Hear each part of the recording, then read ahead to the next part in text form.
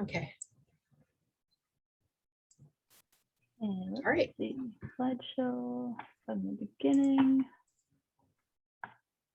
And share my screen.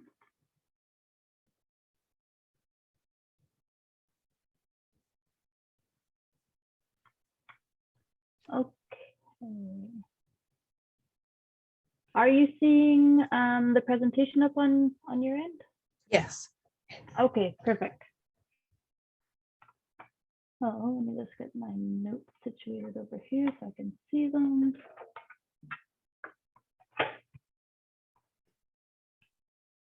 So I'll just kind of glaze over the first page here.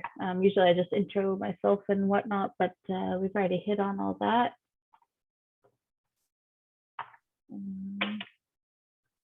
And maybe I'll just mention kind of what I'm going to go over today.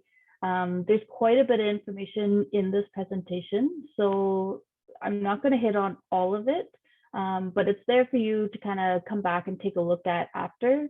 And if you have any questions, just send them over to Michelle, and I'm happy to answer anything that comes up.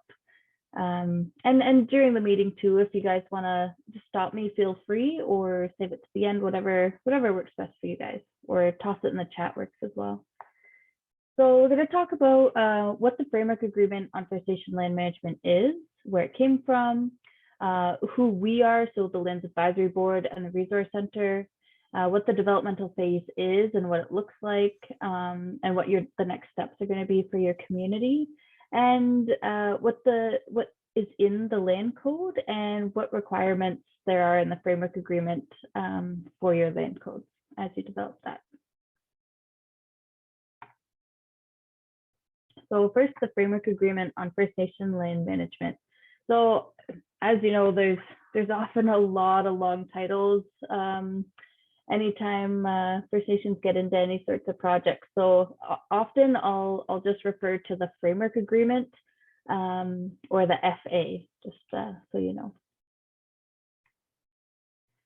So back in the late 80s, there was a group of 13 First Nations that were getting really frustrated with the constraints of the Indian Act, and together came up with a way out of the Indian Act to govern their lands according to their own law, their own customs, and their own way of doing things.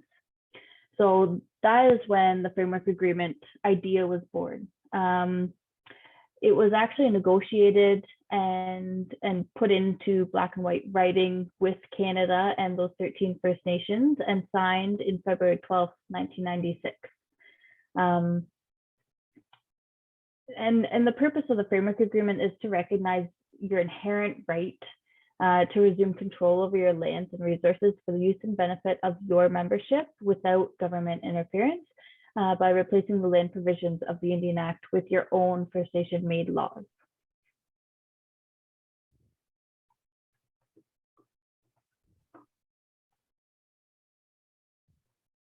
So this is a bit of a visual to kind of show what the whole structure is. So the Framework Agreement is that little booklet sitting at the top of the screen there. And that is the guiding document for this whole process. So it's actually been amended 5 times. And the most recent amendment was done in 2018. So the original 13 First Nations were kind of seen as a bit of a pilot project, and that it ended up expanding to 194 First Nations as of today. So First Nations process to ratify the Framework Agreement is to develop your own land code and your own community approval process, so the voting rules, to hold a vote to ratify your land code, and then to take control of your lands. Jointly with Canada, the First Nation would develop your individual agreement. So that's the actual transfer of administration of your lands back to the community. And there's an independent verifier involved in that, but I'll get to that a bit later. Canada's way of ratifying the Framework Agreement and formalizing their commitment to that was by passing legislation. So you'll often hear the government refer to it as the First Nations Land Management Act. And really, there's nothing wrong with that whatsoever. It lays out their roles and obligations, responsibilities, and whatnot. But really, from our perspective, it's the framework agreement that's that guiding document. It was the original agreement that the First Nations in Canada came to. So why is it so important? It's the first real recognition of your inherent right to manage our reserved lands and resources. It identifies the jurisdiction that First Nations assume, which includes decision-making authority and the power to design and enforce our own laws over our lands and resources. Once it's ratified, meaning the land code and the individual agreement, the land management provisions of the Indian Act no longer apply, and the minister will no longer be involved in the day-to-day management of your reserved lands. So it's always important to kind of just hit on a couple of these notes because they often come up in community meetings or what have you. So the framework agreement isn't a treaty. It doesn't affect any treaty rights. It's also not intended to define or prejudice inherent rights or any other rights of First Nations to control their lands or resources. And it doesn't preclude you in other negotiations in respect of those rights. Your reserved lands will maintain reserve status. That doesn't change, and they retain the protection of Section 91(24) of the Constitution. And one key principle that the First Nations included in the framework agreement back in the 80s was that all reserved lands must be protected for the benefit of future generations. So the framework agreement provides increased protection for your lands, so it can't be surrendered for sale. It cannot be expropriated by the province. Expropriation by Canada is highly restricted. The reserved land base can never be diminished, meaning that if on day one of having your land code in place, you have 1,000 acres, you can never have less than 1,000 acres, but you can always add to it. Say you settle a land claim in the future and you add another 1,000 acres, then you could never have less than 2,000 acres. And then, of course, maintaining reserve status lands is mandatory. So they can't be turned into fee simple lands. You won't become a municipality, nothing like that.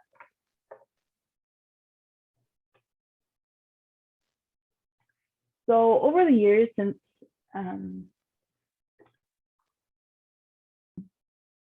1996, we began with those first 13 First Nations.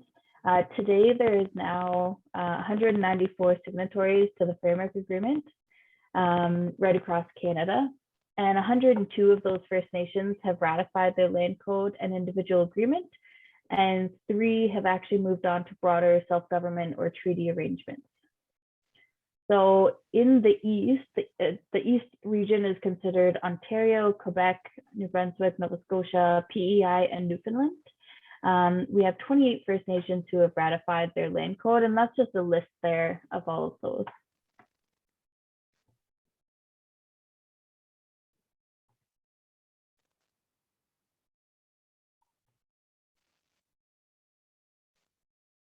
Come on, screen, there we go. And then this is just a map. It is a little bit dated. It doesn't include every community on here yet. We get updated maps from Natural Resources Canada, but everybody's names that are in purple are all First Nations that are working on developing their land code. And then those communities in green are actually operating under their own land codes.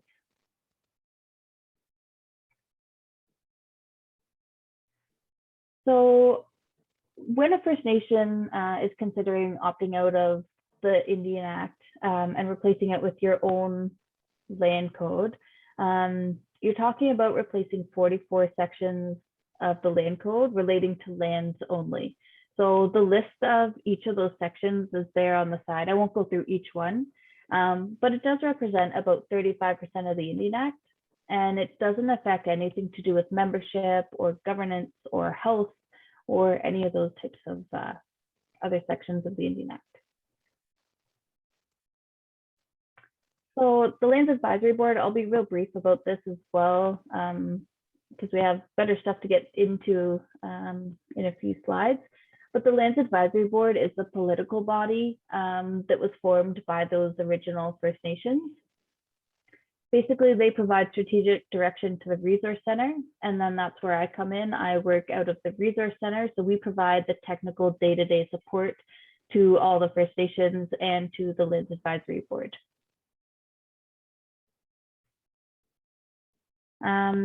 I'll just kind of breeze through this as well. We have a ton of support services. If you want to take a look at that more in detail, check out our website. We have quite a large team now. I think we're over 40, maybe close to 50 staff now, and we've grown in size based on the demand from the First Nations of what kinds of supports they have needed over the years. So we've grown in respect of that. So talking next about the developmental phase. Here's a bit of a visual of the ratification and development process. So you kind of start out working on your land code, developing it. You'll take a look at other land codes. There's a model that you guys get to kind of start from, so you don't have to recreate the wheel. And you also will work on the community ratification process. Again, there's a model that you can use and adapt to work for your community. And that's basically just the voting rules. There's a few requirements in the framework agreement that differ from other voting processes, but it's a fairly forward-thinking process where you can use electronic voting, mail-in voting, regular ballot voting. And there's what's called an independent verifier, and they oversee your process just to make sure that your land code and ratification process are consistent with the framework agreement. And then they also oversee your vote. They don't handle any of the ballots. They just make sure that you're following your process. And then they certify the whole process once it's complete. While all of that's happening, Canada is working on providing information to the First Nations that feeds into what's known as the individual agreement. So that includes the land description, which is just, it doesn't look at anything internally. It just takes a look at what's your reserve boundaries. It includes the phase 1 environmental site assessment. So it takes a look at the health of your lands currently, about any potential or actual environmental contamination, so that you know you're fully aware of what you're getting into to be managing. So that's Canada's obligation to provide. As well, they'll provide a list of active interests and licenses, and it'll also identify the funding amount that you'll receive annually. So those two documents, the land code and the individual agreement, are what your membership will be voting on. And then you go to a vote, and if the membership approve it, then that's where the verifier certifies the land code. So just to kind of hit on what we've done so far, what's happened so far, nothing too major, just July 27th this year, Missanabie Cree became a signatory to the Framework Agreement on First Nation Land Management. So that just means that your First Nation had expressed interest in going this route to explore this and provide the option to your membership. And it doesn't obligate you to enact a land code. It just means that you're going to explore the option and that you will receive funding to do so. October 21st was the beginning date for the funding agreement. So the funding agreement set up based on 3 years, and there's $169,500 to go towards development over that 3 years. So talking about the developmental phase a little bit more here, the funding agreement, it's a three-way agreement.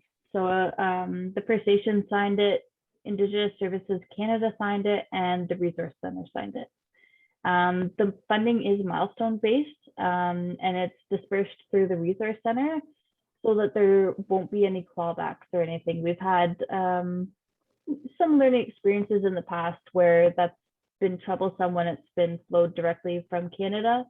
So that's one role that we've taken on, is to manage the developmental funds so that there is no clawbacks, there's no admin fees, nothing like that.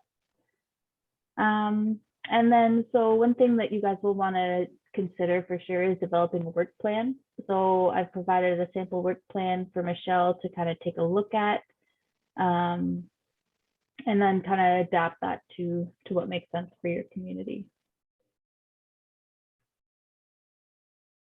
It's going to be critical to locate and inform your eligible voters. So this really is a grassroots initiative. It really does involve your membership right from the ground up, and making sure that they're part of this process is critical.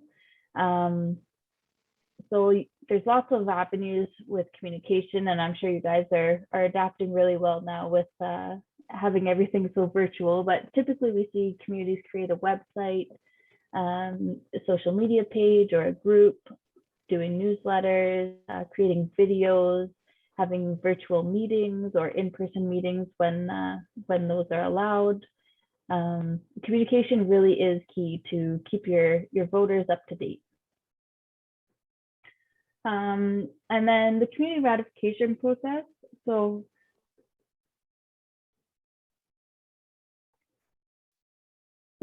that's really just the voting rules. We do have a model prepared, a couple models based on different types of voting thresholds that you may want to consider. But essentially, you'll be able to set that yourselves and decide what makes the most sense for you guys.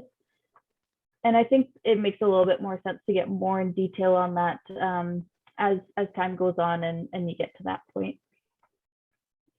And ultimately, your members will be voting on two documents, the land code and the individual agreement.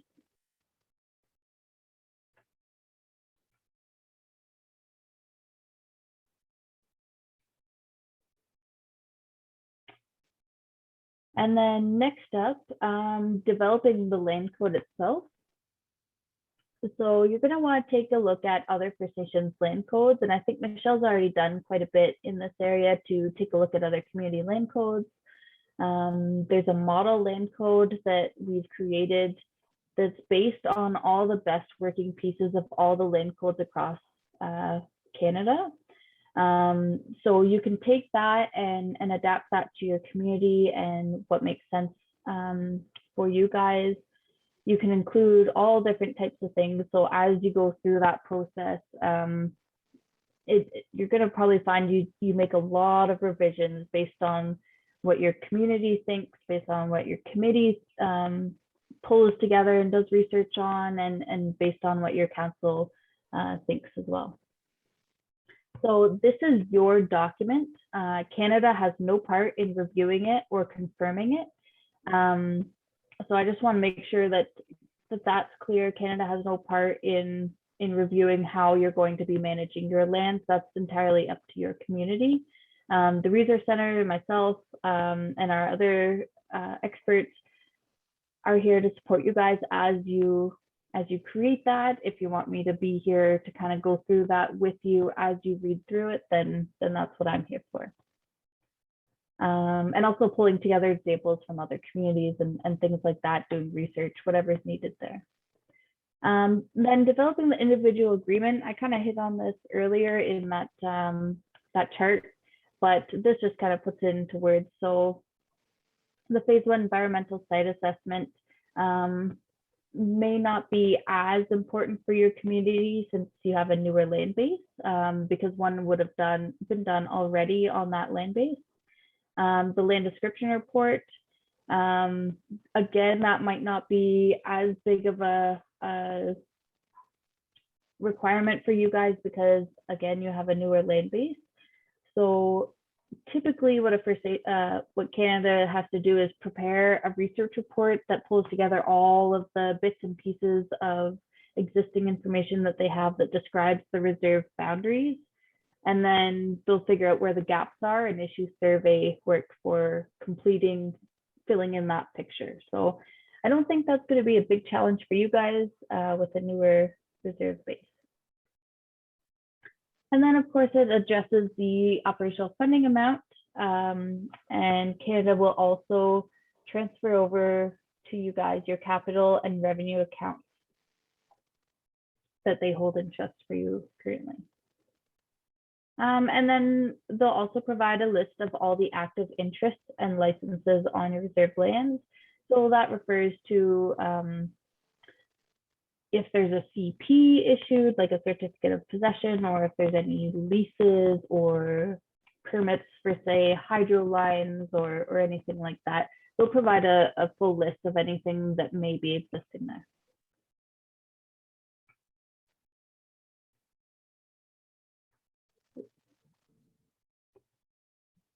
So chatting a little bit about the verifier themselves, they're an independent person from the First Nation, from Canada, and from the Resource Center. So, sorry, I've got a nasty tickle in my throat and it keeps attacking me. So basically their role is not to be biased towards anyone.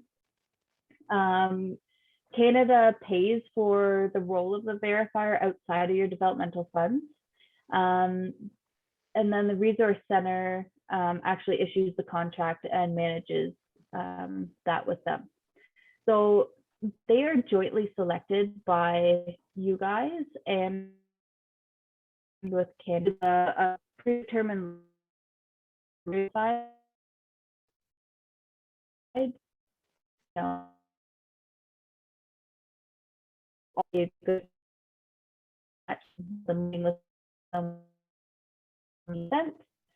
And then you would appoint them by BCR. So the verifier's role, kind of hit on this a little bit earlier as well, it's to monitor and confirm that the ratification process and the land code are consistent with the framework agreement. Once that's confirmed, the verifier can monitor the ratification process, like the actual vote while it's underway, in accordance with that document. And then if it comes to the end of the vote and say if there's an appeal to the vote, that's the verifier's role to make a decision on that. So the verifier will then certify the land code once it's approved by the members at the very end of the process.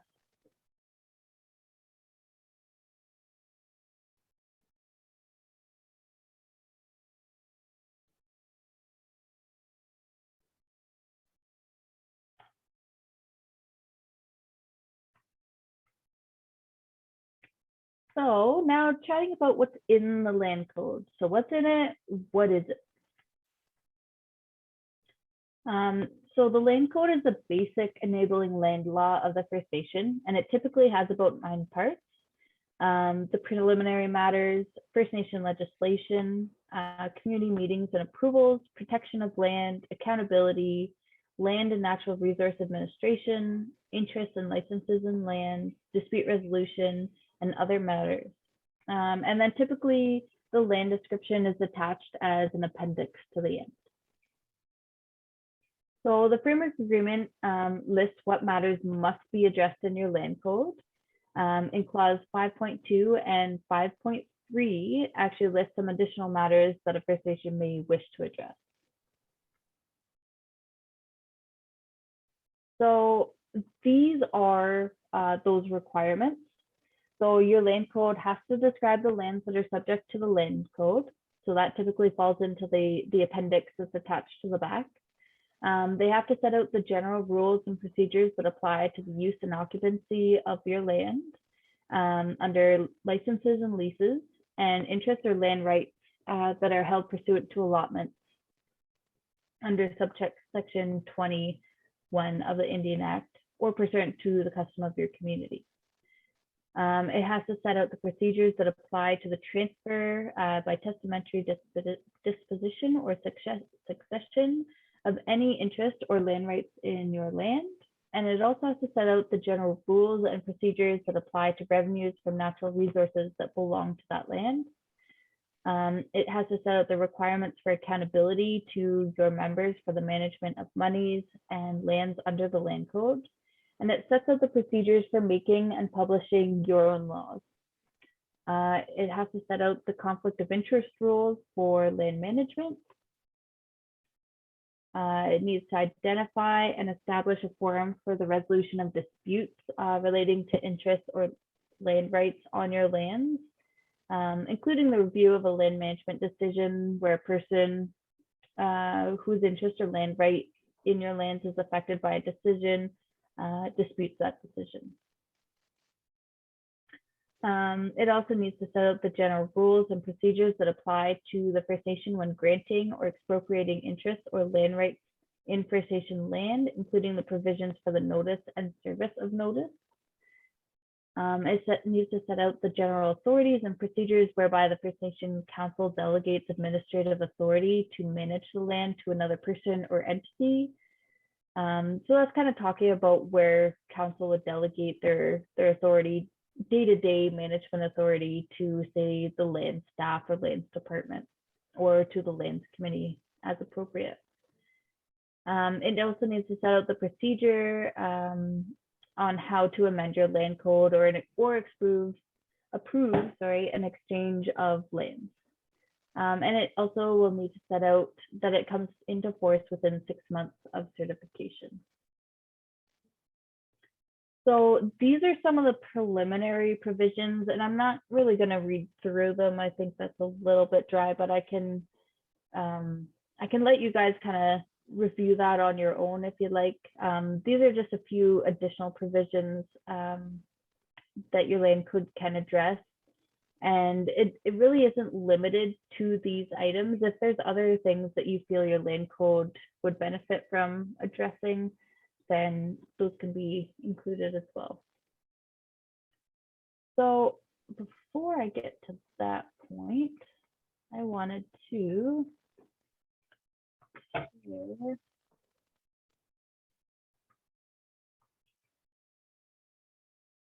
looking at an actual land code.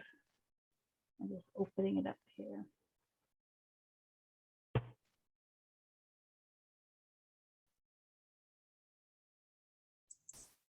I just wanted to say you have adorable little ones. Take your time. I can look at those babies all day. Yeah, those are that's my little girl. I just had her well, she's almost 2 actually now. That was last fall, and that's her cousin who's 3 months older.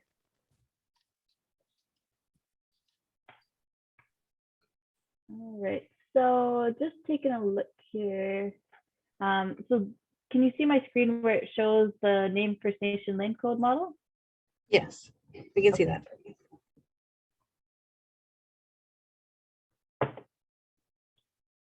So this is a model. Typically, it's got the table of contents in the front to make it easy to find what you need in the land code. There's something wonky going on where it thinks there's 108 pages for that, but there isn't. It only goes to 48 pages. So typically, the land code starts out with a preamble. I'm not going to read line by line through the land code, but I'm just going to kind of hit on a few things and explain kind of the thought process behind it. So the preamble really just kind of lays out where your land code comes from. So it just kind of talks about the framework agreement, and then when your First Nation became a signatory to that, and that it will now be hereby enacted as a fundamental land law of your community. So part 1, talking about preliminary matters, it's got all these definitions throughout here. And it's a pretty standard list of definitions. Many of these are actually taken directly and matched word for word from the framework agreement, just to ensure that consistency.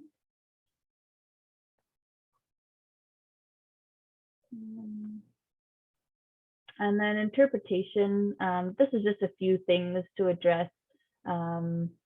Just like the word shall means that there's an obligation. The word including also means including but not limited to. The use of masculine includes feminine, but I think for the most part, there isn't too much of that at all in the land code anymore. It's fairly general enough that that's not really a big deal anymore in here.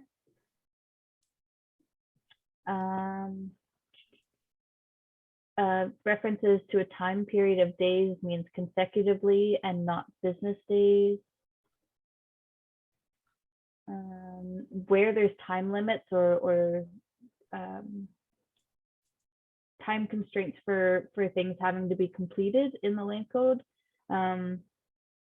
it doesn't include Saturdays or Sundays or First Nation or federal or provincial holidays, so it can be completed on the next day that's not weekend or holiday.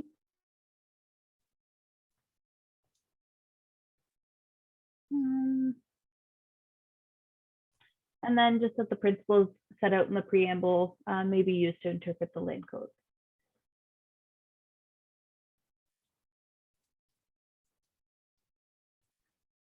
So the structures and organizations and procedures established under the land code shall be interpreted in accordance with your culture, traditions, and customs. Some communities like to include some of their language in the land code or some of their other cultural or traditional beliefs and ways of doing things. So that's something you may want to consider as you're drafting. Some communities like to include some of their language in the land code. It's not, I don't think we've seen a land code completely translated into any First Nations language yet. So I've heard of it being discussed. So I think that would be a major undertaking, and I haven't seen it done just yet, but your language can certainly be used to clarify any meanings within your land code. This just clarifies the consistency between the land code and the framework agreement, that the framework agreement prevails. And that about paramountcy, so the land code is paramount to any other enactment of your First Nation because it will have been ratified by your membership. And it is sectoral self-governance. So it does mean that when you ratify it, you've opted out of those land provisions of the Indian Act, and that is under your jurisdiction. And it has the same weight as any other legislative authority of Canada. This is just talking about the rights that aren't affected, so it doesn't affect treaty rights or anything. It doesn't affect bylaw powers of council. Those continue as normal. This just addresses what lands are affected by the land code, and that only reserved land can be governed by the land code. So this is one part, authority to govern, where we see a lot of communities really customize this section to what makes sense to their community, where it just talks about where the authority to govern land comes from. So we just have some model wording in here, but please feel free to adapt that to your community. And of course, the purpose of the land code is to govern your lands. So 5 talks about the description of land. It's just saying Appendix A at the very back will have that land description included. If you make any additions to reserved land, that's just addressed there on how that's completed. Let's see. If in the future your community decided that you wanted to exchange some of your lands for other lands that would become reserve land, this is the process on how that would happen.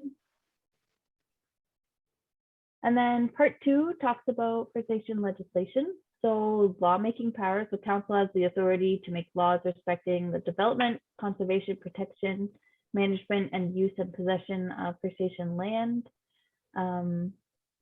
These are some general examples of land laws. And this just says other regulatory instruments can also be developed.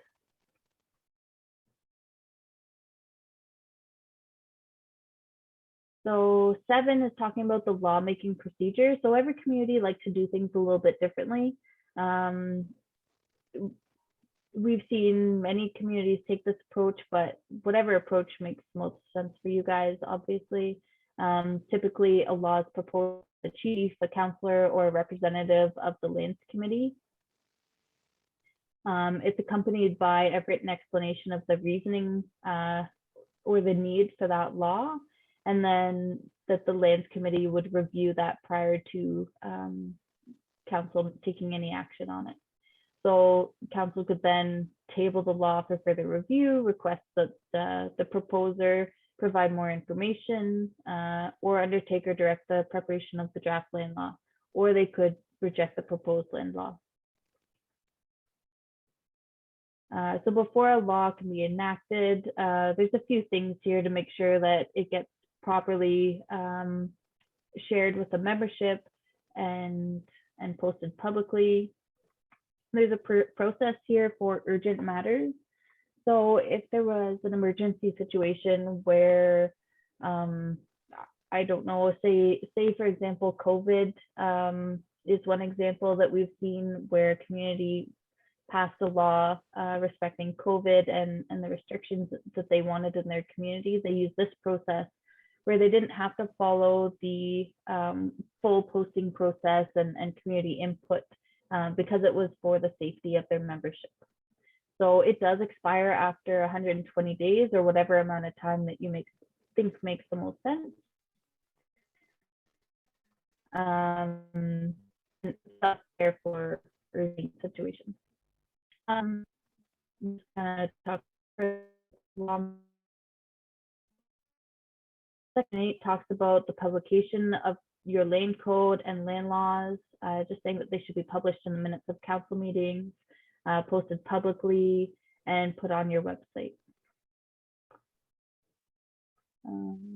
Enforcement of your laws. So you'll have the power to establish offenses that are punishable on summary conviction, provide for fines, imprisonment, restitution, community services, and alternate means for achieving compliance. You can establish comprehensive enforcement procedures consistent with federal and provincial law, including the inspections, searches, seizures, compulsory sampling, testing, and the production of information. And you could also provide for the collection of non-tax debts, fees or charges that are owed to your First Nation using taxation collection remedies made under other taxation laws. So I think one thing to kind of just hit on, as that's mentioned there, the land code doesn't allow taxation. It is not a vehicle to tax your membership. That's still a process that if your community decided to, you could take that on under the Indian Act under that other section. But the land code doesn't allow taxation or doesn't give that authority to tax. For prosecuting offenses, you can consider retaining your own prosecutor, entering into an agreement with the province for a provincial prosecutor, or make laws with respect to the appointment and authority of a justice of the peace. Part 3 talks all about the community engagement aspect of your land code. So even after developing your land code, your community is critical in your land code being successful. So it's going to be an ongoing process, making sure your members are involved and informed in what's happening on your land and what's happening with land law development and whatnot. So this just clarifies every member is entitled to participate regardless of age. And then every eligible voter is entitled to participate in votes. This is just a procedure for holding a community meeting, how the notice has to be prepared, when it has to be shared by. And then, so this is just a list of topics that require a community meeting. So I will kind of go through a few of these, I suppose. Just when you're enacting a law respecting a community plan, developing a heritage or environmentally sensitive site, an environmental assessment law, anything respecting the transfer or assignment of rights and interests law, a law for matrimonial homes or family homes on reserve, enacting a law that respects the rate or criteria for the payment of fees or rent on your lands, enacting a law that respects the rights and procedures on community expropriation, and any other matter that council thinks should come to the community.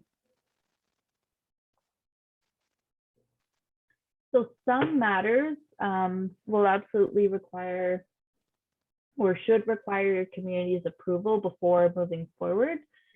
So this kind of comes back to the accountability piece. So here's the list of items that should typically come back to the membership to approve before they can be enacted or put in place. Any master land use plan, any grant or disposition of an interest or license longer than 35 years. They've gone with 35 years just because that's the typical length of a mortgage, or what is it? So residential mortgages typically are 25 years, and then I think it's commercial mortgages that are 35 years. So that's why they've gone with that number. And then any renewal of the same. Any grant or disposition of a non-renewable natural resource longer than 5 years. Personally, I think that's a little funny that there's a 5-year limit on that when it's a non-renewable resource, but I mean, that's what's in the model. So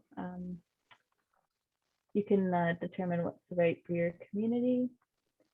Any deletion of a heritage site, and any voluntary exchange of land, and any other matter that council decides should come to the community for approval. So this section goes on to talk about methods of voting. So you can have polling locations, show of hands at a meeting, mail-in ballots, electronic voting, or any other method that makes sense for you guys.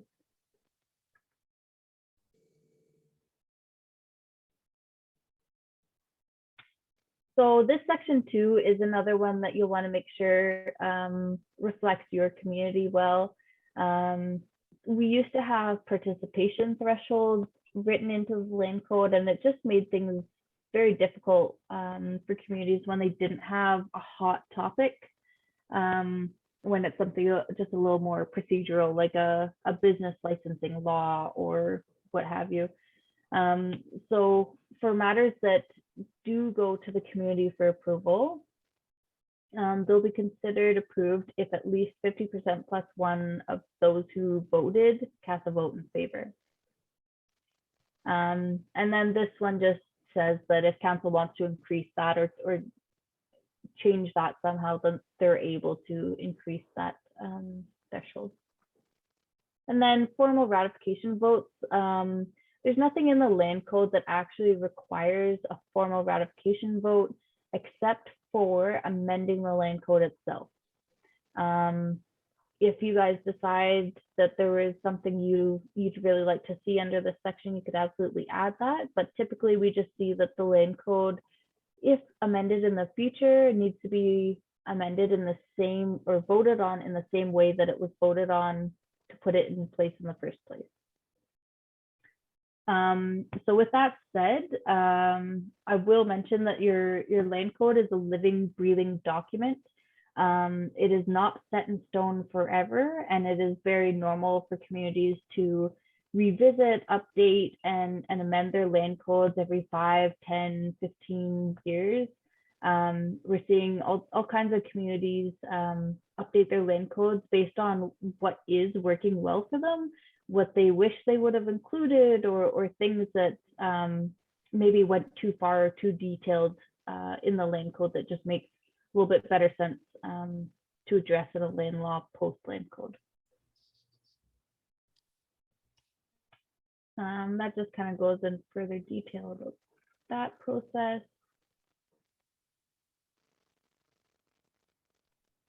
So part 4 talks about the protection of land. So there is a section about expropriation. As a governing body, you have the right to expropriate interests and licenses in your land, but it doesn't mean that you have to exercise the right to do that. So this is drafted for communities that wish to have that ability there. But it does very specifically lay out that it can't happen unless a land law is created with the input of the community first, and it must be approved by the community before being utilized. So this has a whole ton of requirements, all spelling that stuff out. And basically it comes down to a community expropriation can only be made for necessary community work such as a fire hall, sewage, water treatment facility, community center, public works, utilities, roads, schools, daycare, hospital, healthcare, or retirement home. Like it's not just for any old purpose. It's got to be for a good reason. And you guys may find that this section is completely irrelevant to you with such a new land base. So we've certainly seen some communities just have a much shorter section addressing that no member interest could ever be expropriated, but then lays out the process on how other interests of, say, a third party could be. And then we've also seen communities put in where there's just no expropriation, period, just one liner. There is no expropriation authority.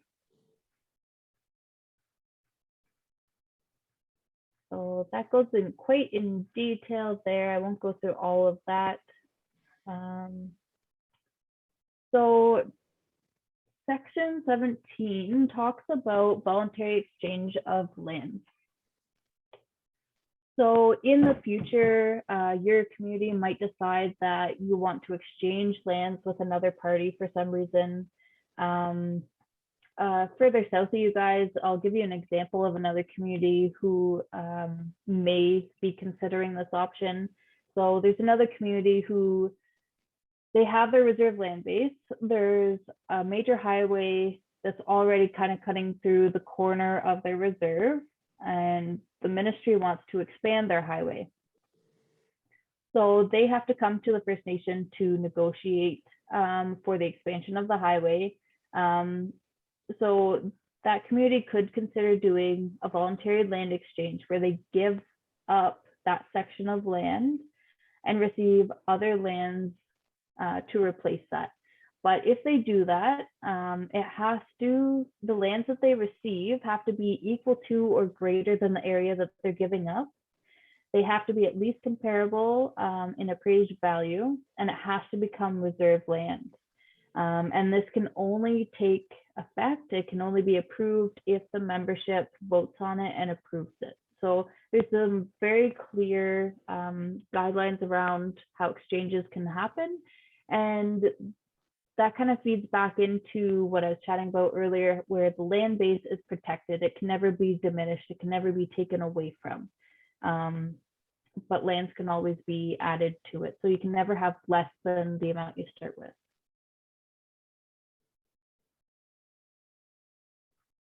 So this just all talks about that process, how that works. I'll just kind of flip through that. Part 5 talks about accountability. So there's conflict of interest rules here. It's all pretty standard stuff. I'm not going to go too much in detail. So if council, for example, was unable to vote on a matter due to conflict of interest, they could refer it to a community meeting of members to decide on. And likewise, if say the lands committee was not able to vote on something because of conflict, they could refer that to the council to decide.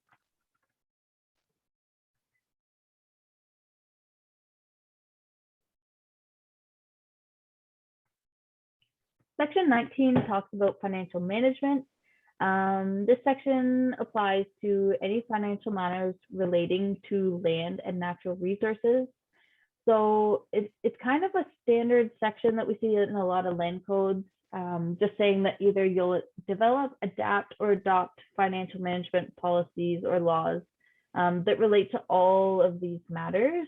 So a lot of communities already have good financial management laws that address these things, so it's not necessary to come up with new ones.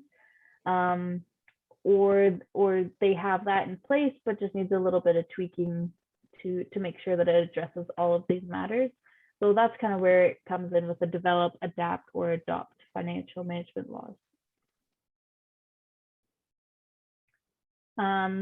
So council will also establish the administrative structure for implementing financial policies and procedures to oversee the day-to-day operational responsibilities, ensure the accuracy of the accounting records, reconcile and review bank statements, present the annual budget to members, present the annual audit of the financial statements to the members, and prepare the annual report to members. So one key, I say that a lot, one key thing, one important thing. There's a lot of important things. So one more important thing to address is that the annual reporting no longer goes to Canada. So because you're opting out of the Indian Act, you're no longer responsible to report to Canada on how your monies are spent on your lands or how your lands are managed. That responsibility or that accountability piece now gets flowed back to the community where it really should be. So the annual report is written into the land code to ensure that you're presenting to your members what you've done over the last fiscal year with your finances, but also with what you've actually done over the last year in terms of land law development, creating your lands administration system, and so forth. The only reporting that Canada gets once the land code is ratified is just a copy of the audit. They do require just like the lands page of your audit, but that's something that you already provide to Canada annually anyways. And then access to information, this is just to make sure that there's reasonable access to copies of the land laws, your auditor's report, the annual report, and who's got the authority to review those. Part 6 talks about administration of your lands and natural resources. So it talks first about the land staff, that council can delegate administrative authority to the staff. And then it goes on to talk about the lands committee. So typically First Nations set up a lands committee that assist with the developing of that admin system. Typically they advise council and staff on matters respecting your land. They recommend land laws, resolutions like BCRs, policies and practices that respect your lands to council. They consult with members and non-members on land issues and make recommendations on how to resolve those to council. They oversee community meetings, community approvals and ratification votes, and prefer any other duties that council assigns to them through BCR or by land law. So they're very much a support, assist, advise, recommend body. They're not at the same level as council. Council retains their level of authority, and then the lands committee is kind of more to take on the hands-on work of managing the land.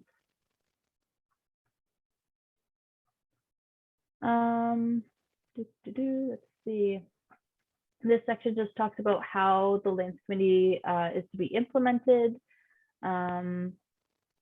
So some communities we see that the land code development committee or the committee that's in place during the developmental phase is carried over after the vote until they finish developing the actual committee selection process, which sometimes can look very simple, where it's a selection process where council selects folks to sit on that committee, or it could be an election process where folks put forward their name and there's an actual vote.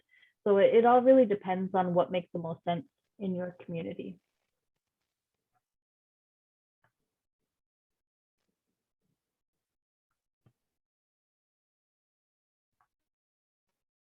So part 7 talks about interest and licenses in land. So the Lands Committee will establish the process and recommend land laws for determining rents and fees, fees for services provided in relation to your land, and fees and royalties to be paid for the taking of natural resources. The process for registering interest and licenses is fairly well laid out here as well. There is something called the First Nations Land Management, the First Nations Land Registry System, FNLRS, and basically that houses all of the land laws that you develop, all of the interests that are created under your land code, and all things that are created before that, before your land code comes into place. So it basically just holds all of those transactions. Sandra? Yeah. There's a question here from David Easton. What is the difference between an interest and a license? Ooh, good one. I will flip back up to the definition section. So an interest means any right or estate of any nature in the land that includes a certificate of possession, certificate of entitlement, lease, easement, right-of-way, servitude, or profit or prondra, but does not include title to that land. And then a license in relation to your land means any right of use or occupation of that land other than an interest in the land. So to put that in slightly simpler terms, an interest is more typically seen as like, I don't want to say exclusive use of the land, but typically it's kind of used as more like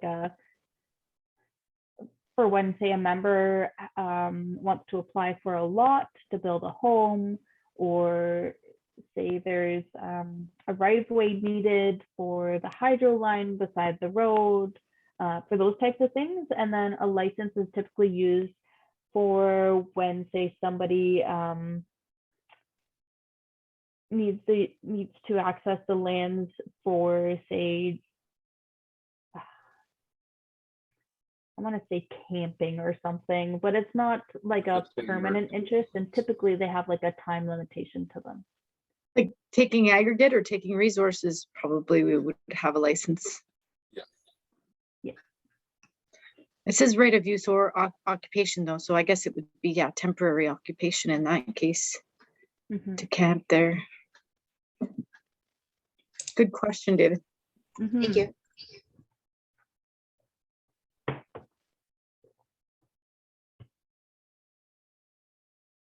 I'm just taking a quick note here.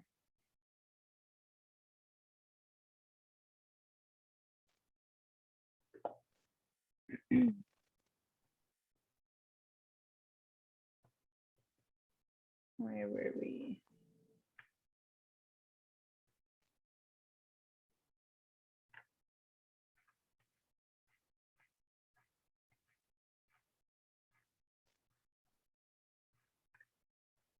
So, okay, so limits on interest and licenses.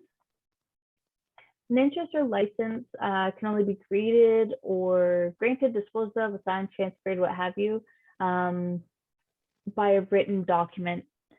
And then, so council can establish mandatory standards, criteria, forms, and what have you for that process. And anything that's not written and registered in the FNLRS or contradicts the land code is void if it contravenes the land code. Contravenes. 28 is typically more interesting or relevant for communities that have a lot of existing interests already. But it just goes to confirm for anybody who has an interest already in your lands, whether it be a certificate of possession or a lease or a right of way, those continue as normal in accordance with those terms and conditions that granted that interest or license. So the land code doesn't change any that have been created before the land code comes into place. Some communities do extensive leasing, recreational leasing to folks that have cottages and whatnot on their land. So it's been fairly important to make sure that this clause is included for that purpose, just that anywhere where the minister is identified in any of those interests or licenses, the First Nation now replaces the role of the minister. For new interests and licenses, so council can grant new ones. This just talks a little bit about the process, what kinds of interests they can create, that it may be subject to conditions, and that the Lands Committee can advise council on the granting of those interests. Non-members can also be granted interest on your land, but it's of no effect unless it's been confirmed by a BCR of council. Again, this just confirms that anybody who may have a certificate of possession or other member interest previously issued, it continues as normal. Going forward, land can be allocated by council to members. And that just kind of is very simple in the way it's addressed here. And typically we see communities develop further land laws post land code that really spell out what that process looks like. And this clause is just to confirm, just for clarity's sake, really, that a non-member cannot hold a permanent interest in your land.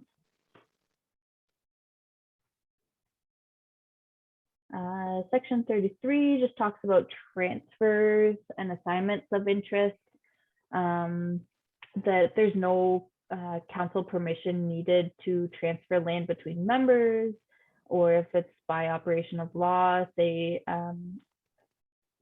like a transfer of an estate, or in accordance with the family homes and matrimonial interests land law. This next clause just talks about 4 sections of the Indian Act, just for clarity's sake, that continue to apply, just meaning that the tax exemption of First Nations people and First Nations land does not change. It's absolutely the same, and the land code doesn't change that at all. It does talk a little bit about mortgageability of the land, of allocated land, that leases can be mortgaged, that the term of the mortgage can't exceed the limit of the lease itself, what happens in the case of a default of mortgage, and that council has the power to redeem that if they wanted to, but they aren't obligated to. This section just talks about residency and access rights. So typically we just see that that's clarified for folks who want to see that without a question, all of these people have a right to reside on your land. So members and their spouses and children, members that have a registered interest in your land, which is a little bit redundant because A kind of covers that already. I think that's just more for clarity's sake. Any person that a member invites, lessees and permittees in accordance with their granting instruments. So say if somebody has a lease on your land, they're allowed to live on that leased land in accordance with the terms and conditions, as long as that allows them. And then any other person authorized by council or the Lands Committee or by a land law. Okay, so the next section talks about access to your land. So who has the right to come to your First Nation, maybe not live there, but to access your community, drive through it, stop in, visit, that kind of thing.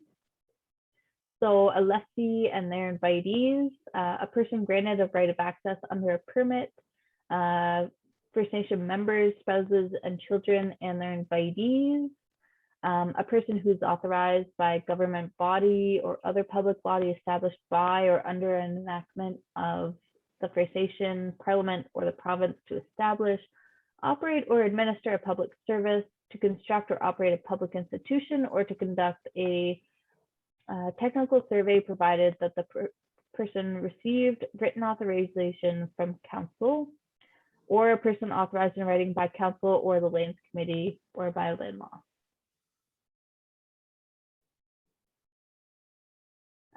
And then there's just general public access clause here that talks about any person can access your community for a social or business purpose, as long as they're not trespassing on somebody else's occupied land, and that they're not interfering with any interest in the land, and that they're complying with all the applicable laws on your land, and that there's been no BCR barring that person from your community.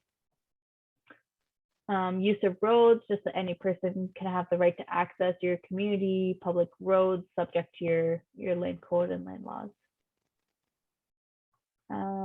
Trespass provisions are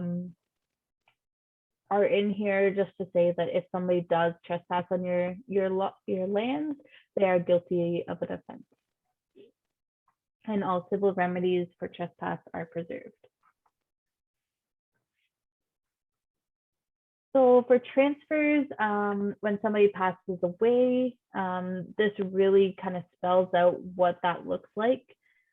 Just to be clear, with your land code, you're not taking on any of the wills and estates portion of the Indian Act.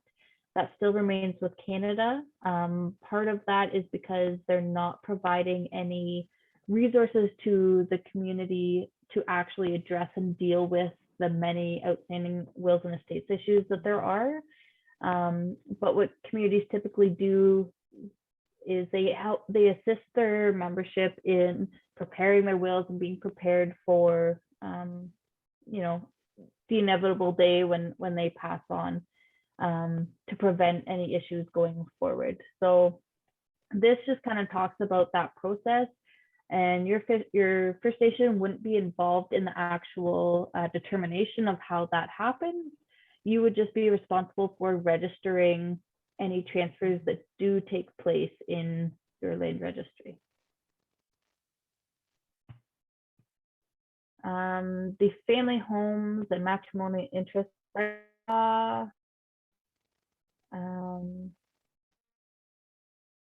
so council has the power to enact a law that deals with family homes and matrimonial rights that apply during a conjugal relationship and when that relationship breaks down or if there's a death of a spouse.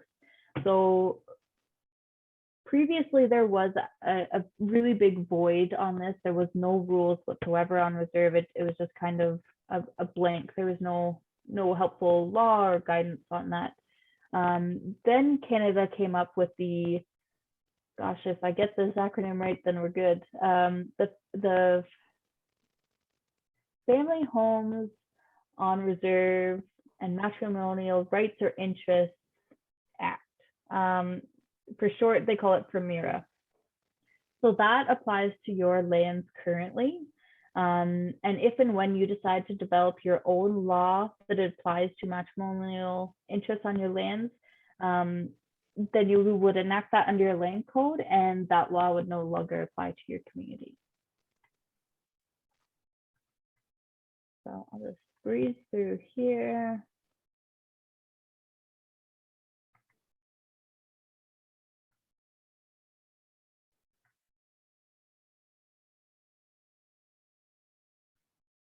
So part 8 talks about dispute resolution. So the purpose of this part is to provide an avenue of resolving disputes on your land internally without having to go to any outside sources immediately. It doesn't prevent you from accessing, say, the court process or what have you to resolve disputes, but it just provides something internally so that you don't have to air all the dirty laundry out there. So it's to help prevent disputes.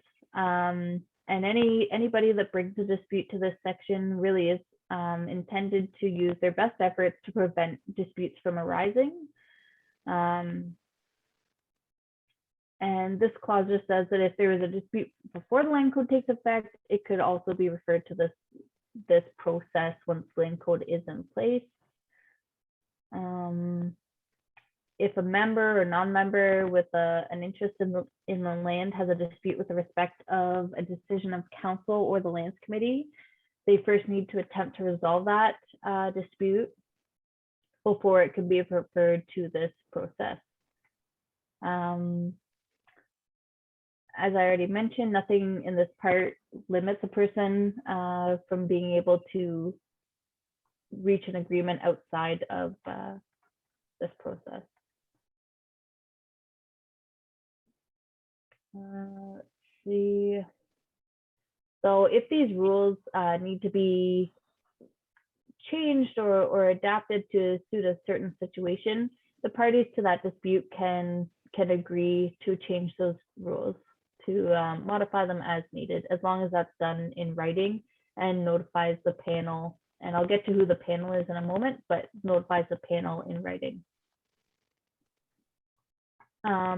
This just says, for greater certainty, nothing in this part shall be construed to prevent a party to a dispute from, at any stage in the resolution of the dispute, applying to have the dispute resolved in a court of competent jurisdiction.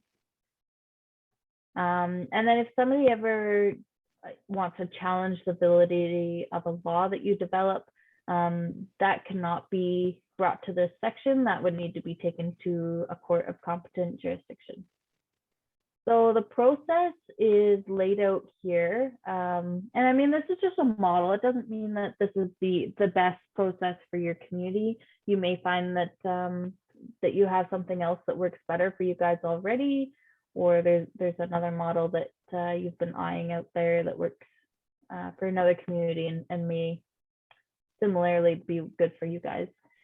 So this process is laid out, and it's a little bit funny, I would have put mediation before negotiation, but is laid out where basically you do, the process flows through facilitated discussions, mediation, negotiation, and then final arbitration by the dispute resolution panel, kind of in that process. And I think that might just be a mistake. That should be B instead of C.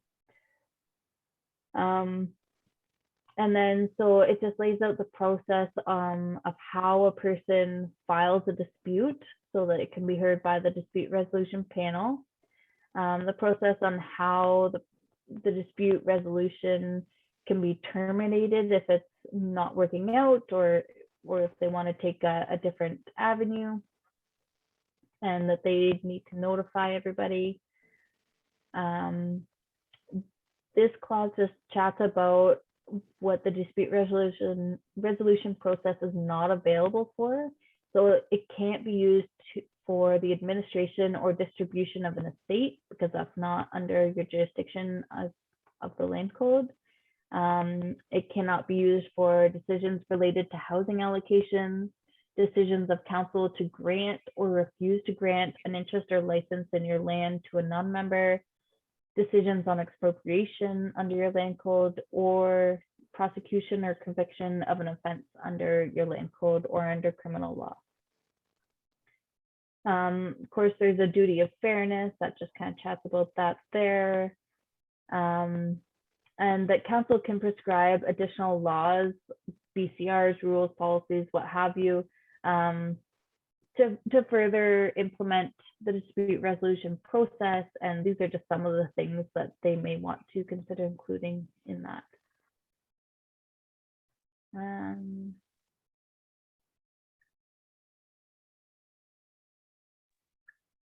So the roster panel is, in this model, is set up as a maximum of 20 panelists who could be members, non-members, professionals, experts, what have you, that would kind of be like a pool of folks that you could pull from to hear specific disputes.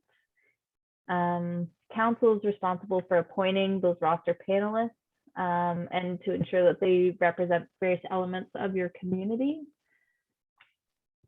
And that the conflict of interest rules do apply to anybody who sits on that panel. So you can't have anybody from council sitting on that panel, no employees, or any other lands committee members they dealing with anything lands related are allowed to sit on that roster panel. And then so the dispute resolution panel, a little bit wonky the way it's set up in here, but basically they have the duty to act impartially. They can reject an application that's made to the dispute resolution panel if they believe that the panel or the applicant acted or attempted to act in a way to improperly influence its decision.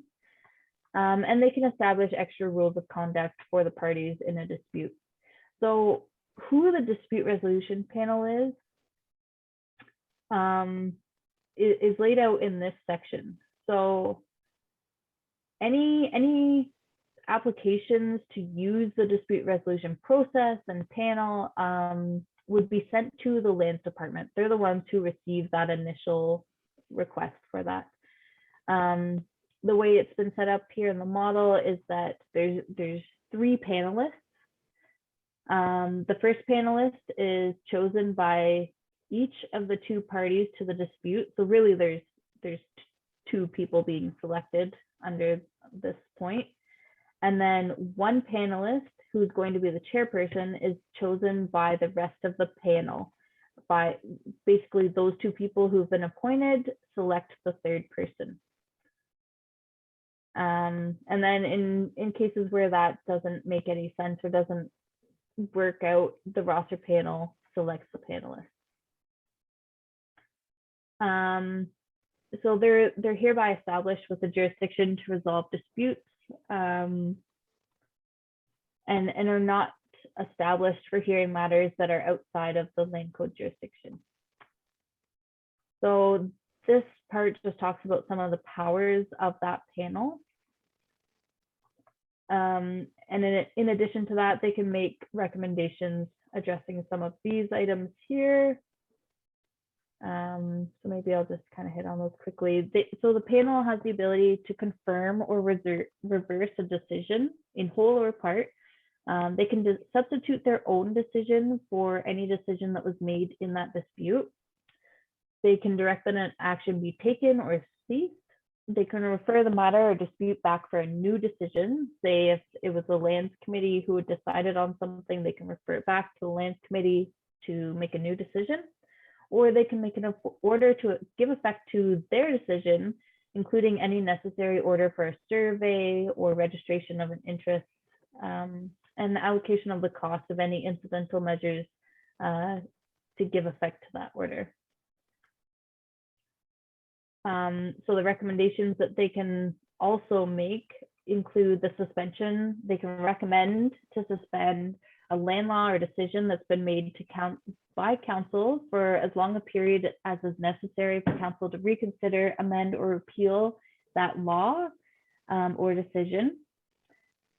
And any other recommendation that deems reasonable and necessary in the circumstances. They can also make interim decisions where there's a matter of urgency. If professional services are required, they're able to obtain professionals to assist in that decision-making process and informing them on the specifics of whatever that situation may be. And any decisions that they make need to be in writing and provided within 14 days of that proceeding. And then, so if a decision of the panel is appealed or somebody's not satisfied with that, they absolutely are able to take that to federal court to have it reviewed. Part 9 just talks about other matters, so liability coverage. Council is just going to make sure that you have liability insurance coverage to protect council, lands committee, and the staff that are dealing with the lands. The extent of that coverage, council is responsible for determining.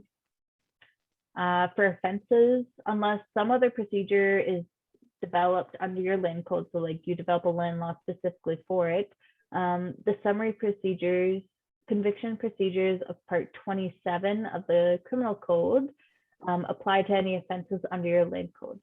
And then unless any other procedure is provided for or by land law, any person who commits an offense under your land code or land law is liable to a fine that doesn't or can't exceed $5,000 and to a term of imprisonment that can't exceed 6 months, or to both. And just a quick note at the end there, just that offenses relating to environmental protection laws may carry much higher penalties. This section is just really quickly kind of cleans up the last little bit of housekeeping stuff in your land code about revisions to your land code. So these are a list of items that can be updated in your land code that doesn't require it going back to the community for approval. They're all very minor things. Basically, this list of things are matters that don't change the substance or land code or meaning of the land code. So if there's a description of the land, that there's a process for that. If that changes, then the land code needs to be updated to reflect that. If there's an outdated reference to a clause or another act or something, that can be updated. A reference to the land code to another act that have expired, been repealed or suspended, that can be updated. Changes that are required to reconcile seeming inconsistency with other acts of your community, and other minor improvements to the language that maybe would help it be more clear without actually changing the substance of your land code. And then if there's any correction to the editing, grammatical or typographical errors, that doesn't need to go back for a new vote. And then the final section here just talks about when your land code takes place, the commencement. So the land code will take effect if the community approves it, and it's certified by the verifier, and that it has to take effect on the first day of the month following the certification of the land code by the verifier. So maybe just one note, some communities like to select which day that their land code takes effect. Typically, we see it be the first day of the month, regardless what month they choose that to be after it's approved. And that's just kind of to keep things neat and tidy for the funding aspect of it, the operational funding aspect. And then Appendix A, this is just where you would insert the reserve boundary description right in there. So I hope that wasn't too much. That was amazing. Thank you so much. Okay, good. It is a lot of information, but honestly, we did need to hear that, and it was great to go through that. Thank you. Yes, good. So that's pretty much it for me. I imagine you guys probably have a few questions or may have questions that come up over the next couple of days or so. If you have any, just let me know. Yeah, feel free to email me with any questions or Cassandra directly. I can hook you guys up if you need, or forward any questions and reply back. Perfect. Well, thank you guys so much for inviting me on today to join you in your committee meeting. I like that I got to see some of you here. I see some pictures and some live video and some names. So it's nice to see some faces and get some. Thank you. Miigwech. Thank you so much, Cassandra. Okay, I'm going to stop the recording. Just let everyone know that this is going to be recorded and uploaded to YouTube probably tomorrow.